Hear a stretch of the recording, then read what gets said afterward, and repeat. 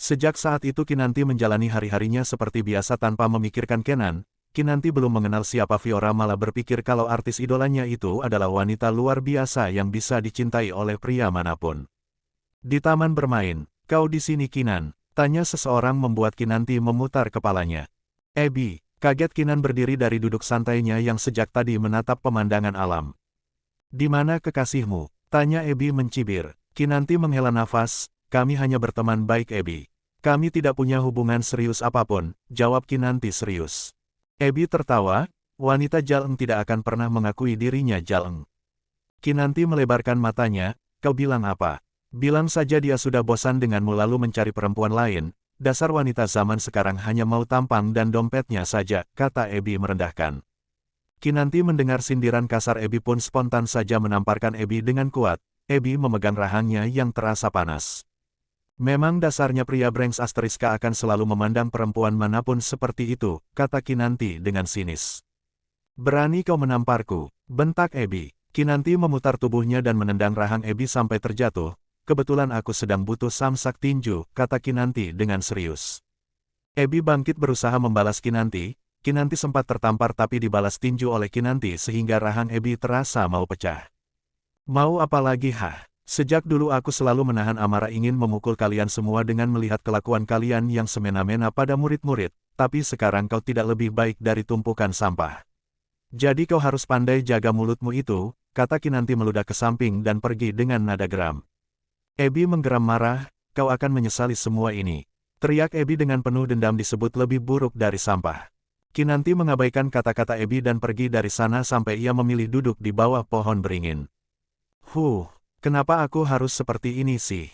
Amarahku tidak bisa dikontrol kalau disebut Jaleng. Haish, Kinanti. Kinanti mengacak-ngacak rambutnya dengan kesal. Aku mau refreshing malah bertemu sampah, gerutu Kinanti. Kinanti baru-baru ini bermasalah lagi dengan Vika sampai-sampai wanita itu melapor polisi karena luka di tubuh Vika bahkan minta ganti rugi 100 juta.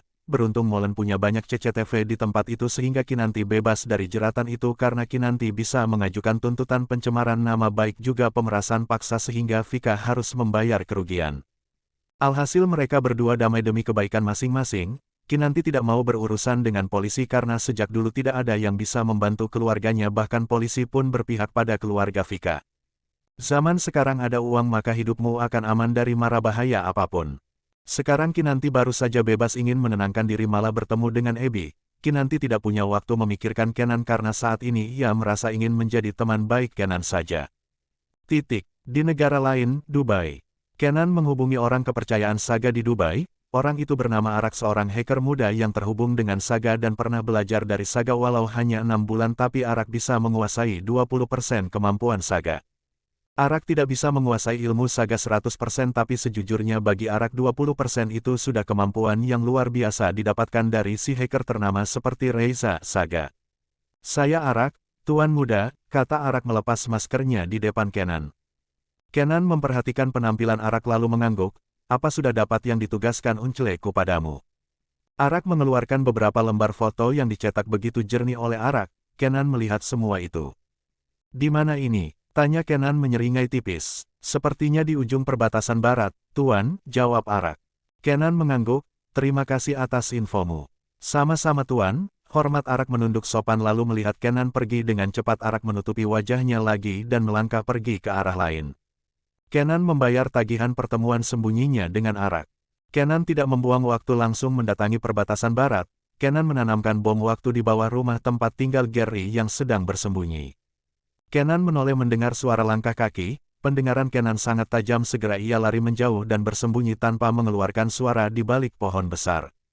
Gary membawa seekor kelinci dan membuat api unggun di depan rumahnya. Gary tertawa seperti orang gila dan bersiul begitu bahagia. Dia tidak akan bisa menemukanku, tawa Gary begitu membahana. Kenan mengerti bahasa Gary pun menyunggingkan senyum misteriusnya. Tanpa mengatakan apa-apa ia menekan remote bomnya sehingga Gary kaget mendengar suara bom waktu. Siapa itu? Teriak Gary panik melihat sekitar tapi belum sempat Gary lari bom waktu itu sudah meledak dan meluluh lantakkan semua rumah buatan Gary termasuk tubuh Gary sendiri. Kenan tidak mau membuang tenaga lagi menghadapi tikus yang pandainya hanya bersembunyi. berbeda dengan musuh ditemui secara langsung pasti dihadapi juga secara langsung atau dihukum dengan cara yang berbeda, tergantung jika Kenan mau bermain-main. Tepat 12 hari Kenan di Dubai demi mencari seekor tikus yang sedang bersembunyi itu, Kenan tidak menyangka Gary begitu pandai bersembunyi seolah-olah sudah mempersiapkan segalanya ketika berada di penjara. Kenan menghabiskan waktu 3 hari di Dubai dengan tenang di dalam mansion Maldives yang ada di Dubai. Setelah itu Kenan kembali ke Indonesia malah bertemu dengan sosok Fiora yang tengah dikerumuni banyak fans. Cih, Kenan memilih langsung pergi tanpa menoleh sedikitpun pada artis papan atas yang sedang berada di puncak kesuksesan itu. Kenan tiba di mansion Maldives, sofa. Abang, apa abang tidak tahu kalau si rubah betina sedang mengadakan acara fan meeting di Indonesia? Tanya Katie sambil memberikan segelas jus untuk Kenan. Kenan meneguknya tanpa peduli pertanyaan Katie. Sebenarnya apa maunya wanita itu coba? Dia pikir kita mudah termakan aktingnya yang hanya 70% itu, hanya sedang terkenal saja angkuhnya minta ampun dan sok percaya diri lagi akan mendapatkan Bang Kenan. Sisi, kenapa kakak tidak jadi artis saja? Pasti bisa mengalahkan rubah betina itu, tanya Katie terkekeh melihat wajah masam Sisi. Bawel, ketus Kenan bangkit dari duduknya dan meninggalkan kedua adik perempuannya yang malah berdebat. Sisi dan Katie saling pandang di tempat lalu tiba-tiba mereka memutar kedua bola mata dengan kompak ketika dirangkul oleh Kanze dari belakang. Kalian menggodanya ya? Tanya Kanze. Lepas dek, kamu ngapain sih rangkul-rangkul kami?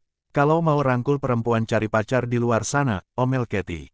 Kanze, kesal Sisi dikecup gemas oleh Kanze yang lari sambil tertawa keras. Katie membantu mengelus pipi Sisi yang geli dicium oleh adiknya sendiri. Kanze sangat suka mencium pipi dan kening kakak perempuannya serta selalu mengatakan tidak ada perempuan yang lebih cantik dari mereka berdua. Kanze itu penggoda sampai Sisi dan Katie merasa geli bahkan mereka merasa kalau Kanze lah yang akan cepat menemukan jodohnya dibanding Kenan yang cueknya begitu parah mungkin sikapnya yang dingin itu mengalahkan dinginnya kulkas di tempat lain. Kinanti tengah menunggu Fiora yang sedang mengadakan fan meeting. Kinanti sampai rela menunggu berjam-jam hanya untuk bertemu sang idola. Segitu cantiknya Fiora, apa mungkin Ken begitu mempesona sampai Fiora tergila-gila pada Ken? Aku tidak menyangka Kenan sangat hebat bisa membuat perempuan sekelas Fiora mendaftar jadi salah satu daftar calon istrinya, batin Kinanti.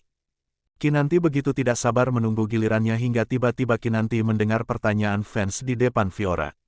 Kak Fiora, apa kakak bisa bela diri di depan kami? Tanya fans itu dengan senyuman ke Fiora. Fiora terlihat serius menanggapinya. Maaf ya, aku tidak bermaksud menolakmu tapi lihatlah antrian di belakangmu. Mereka menunggu giliran loh. Apa salahnya turuti kami kak? Kami semua selalu perang dengan haters kakak. Mereka bilang kalau kakak menggunakan pemeran pengganti. Kami tidak suka dengan kata-kata haters kakak tapi kami juga tidak punya bukti kalau kakak tidak menggunakan pemeran pengganti. Fiora mulai kewalahan mendengar permintaan semua fansnya memintanya untuk melakukan adegan action detik ini juga. Kinanti termangu melihat gerak-gerik Fiora yang seolah sedang menyembunyikan sesuatu. Kinanti tidak mahir dalam menilai akting seseorang tapi gelagat Fiora memang mencurigakan sebab pekerjaan Kinanti seorang bodyguard jadi instingnya sudah terlatih. Apa kata-kata Kanze memang benar. Fiora selama ini menggunakan pemeran pengganti di setiap adegan aktionnya. Batin Kinanti seolah tertampar benda tumpul di wajahnya karena kebenaran yang tidak terduga itu.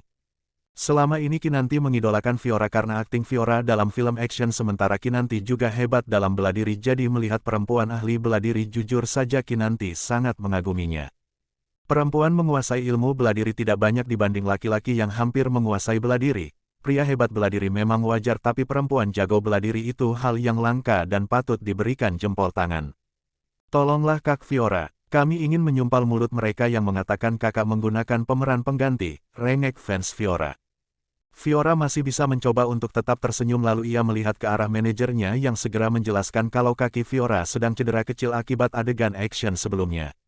Mana mungkin kak, kami lebih mengenal jadwal kakak melebihi manajer kakak, sahut fans Fiora tidak terima kebohongan manajer Fiora. Bukankah kakak libur berakting film selama 2 bulan? Kapan syutingnya? Memangnya film apa? Tanya fans lainnya. Jangan-jangan perkataan mereka benar ya? Kakak selama ini menggunakan pemeran pengganti. Celutuk fans paling belakang dengan suaranya yang paling keras. Fiora langsung mati kutu namun ia masih bisa tersenyum tapi wajahnya sudah kian memucat karena tidak mungkin ia mengiyakan permintaan fansnya tapi Fiora juga tidak bisa menerima permintaan fansnya sebab ia memang menggunakan pemeran pengganti selama ini. Jadi benar, Heboh para fans Fiora. Dasar penipu. Teriak salah satu fans melempar Fiora dengan batu beruntung ada bodyguard yang cepat melindungi Fiora. Tenang, tenang, teriak manajernya Fiora sementara Fiora langsung diamankan oleh para bodyguard. Kinanti menganga saja melihat situasi itu, ternyata bukan hanya Kinanti yang menyukai karakter Fiora yang begitu kuat dalam setiap filmnya. Kenapa dia membohongi kita? Teriak salah satu fans. Mulai sekarang aku hatersnya, teriak fans lainnya. Kenapa begitu mudah? Tanya pria yang mengidolakan Fiora bukan karena aktingnya melainkan tubuh dan wajah Fiora saja. Dia menipu kita semua, apa salahnya mengatakan dari awal dia menggunakan peran pengganti. Ini tidak adil namanya, berarti dia kejam menggunakan Jerry Payah pemeran penggantinya tapi malah mengakui itu adalah dia. Kinanti hanya mendengar saja amarah fans-fans Fiora. Kinanti pun memilih pergi dari tempat itu dengan banyaknya pertanyaan dalam benaknya. Sebenarnya siapa Kenan dan Kanze? Siapa mereka sampai begitu mengenal dunia belakang layar? Gumam Kinanti terheran-heran. Kinanti kembali ke rumahnya dan melihat layar ponselnya mulai ramai membicarakan Fiora yang digadang-gadangkan memiliki pemeran pengganti di setiap adegan aksennya. Agensi perusahaan Fiora mulai membuat sebuah postingan bahwa Fiora akan melakukan siaran langsung menunjukkan ke semua orang tapi banyak netizen yang berkomentar bahwa Fiora bisa saja menggunakan pemeran pengganti lagi. Kebanyakan dari mereka malah menantang Fiora tampil secara langsung di lapangan terbuka serta dilihat banyak fans secara langsung. Keesokan harinya, Fiora mengadakan siaran langsung bukannya mengadakan penampilan terbuka. Kinanti menonton saja adegan aksennya tidak disorot wajahnya melainkan tubuhnya saja sehingga makin banyak dibenci netizen karena Fiora tidak tahu malu masih saja menggunakan pemeran pengganti. Kinanti memperhatikan saja siaran langsung Fiora. Jika dilihat sekilas tubuh mereka terlihat sama tapi ada perbedaan di antara mereka yaitu bentuk tangannya. Pemeran pengganti menggunakan hiasan tangan tapi pihak Fiora melakukan kesalahan dengan tidak menutupi tahi lalat di jari kelingking orang itu. Wah, hahaha, kenapa aku bisa begitu bodoh? Tawa lepas Kinanti seolah menertawai kebodohannya sendiri telah tertipu dunia layar kaca. Kinanti berubah kesal langsung mematikan siaran langsung di ponselnya. Kinanti juga menghapus semua foto-foto keren Fiora menurutnya. Aku tidak mengidolakan Fiora lagi, apa salahnya dia jujur? Kenapa dia harus berbohong tidak menggunakan pemeran pengganti? Apa dia sengaja mengambil Jerry Payah perempuan itu? Geram Kinanti. Kinanti menggeleng-geleng kepalanya lalu memilih beres-beres dan mulai berangkat kerja. Ketika tiba di perusahaan taekwondo, Kinanti melihat manajer Fiora mendaftarkan Fiora untuk belajar bela diri bahkan pihak mereka memberi uang tutup mulut. Kinanti yang suka uang pun menerima itu semua karena menurutnya tanpa diberi uang pun Kinanti tidak akan memberitahu siapapun, bukan urusan Kinanti, jadi kalau ditolak akan sia-sia saja. Tak berapa lama Fiora tiba di tempat itu ternyata banyak anak murid yang memandang Fiora. Fiora melebarkan matanya di balik kacamata dan beralih ke manajernya yang menjelaskan bahwa mereka sudah aman artinya sudah diberi uang untuk tutup mulut. Kalian kenal aku kan? Fiora melambaikan tangannya. Aku akan berlatih selama 1 bulan ke depan. Mohon bimbingannya ya. Pinta Fiora dengan anggun. Kinanti dan Maya, teman kerja, saling melirik satu sama lain. Bukankah dia idolamu? Kenapa ekspresimu biasa saja? Bisik Maya. Kinanti menggeleng kepalanya. Aku bodoh tidak tahu dunia belakang layar. Maya mengangguk-ngangguk. Sebenarnya aku sudah tahu tapi tidak mengatakan kebenarannya. Aku tidak enak kamu tersakiti. Bisik-bisik Maya. Kinanti menoleh ke Maya yang ternyata juga tahu dunia di belakang layar. Kecurigaannya pada Kenan adalah orang kaya yang sedang menyamar jadi orang biasa pun memudar. Kinanti berpikir hanya orang kaya saja yang tahu dunia di balik layar sementara Kinanti tahu Maya adalah orang biasa sepertinya. Kenalkan ini Pak Molen, Fiora, kata manajer Fiora pada Fiora menunjuk sopan Molen.